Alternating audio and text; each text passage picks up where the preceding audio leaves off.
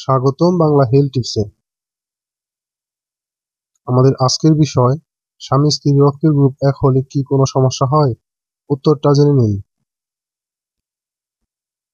স্বামী স্ত্রীর রক্তের গ্রুপ এক হলে কি কোনো সমস্যা? হাজব্যান্ড ও ওয়াইফের রক্তের গ্রুপ একই হলে নাকি বাচ্চার জন্মগত সমস্যা হয়?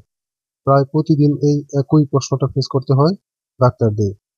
উত্তরটা খুবই সহজ, কোনো সমস্যাই হয় না, হওয়ার কোনো কারণও নেই। আমরা জানি সারা দুনিয়ায় 36% লোকের রক্তের group O positive, 28% A positive, 20% B positive. কিন্তু এশিয়াতে প্রায় 46% মানুষের রক্তের group B positive. Asia negative blood group 5%, যেখানে ইউরোপ আমেরিকাতে প্রায় 15%। যেখানে সিংহভাগ রক্তের গ্রুপ বি আমাদের দেশে, সেখানে স্বামী স্ত্রীর রক্তের গ্রুপের মিল হবে, সেটাই স্বাভাবিক, এতে কোনো সমস্যা হয় না। কিন্তু যদি স্ত্রীর নেগেটিভ রক্তের গ্রুপ থাকে এবং স্বামীর পজিটিভ গ্রুপ থাকে, তাহলে সমস্যা হয়ে থাকে, যাকে আইসোইমিউনাইজেশন বলে। সেটাও সহজ চিকিৎসা বা টিকা আছে। অনেকের ভ্রান্ত ধারণা, বাবা মায়ের রক্তের গ্রুপ এক হলে বাচ্চার থ্যালাসেমিয়া হয়।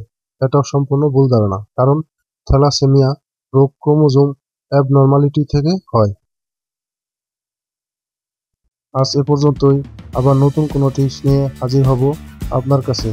আমাদের এই ভিডিওটি আপনার সামান্য উপকারে আসলে তাহলে লাইক, কমেন্ট এবং আপনার বন্ধুদের সাথে শেয়ার করবেন, এবং অবশ্যই আমাদের চ্যানেলটিকে সাবস্ক্রাইব করতে ভুলবেন না। ধন্যবাদ।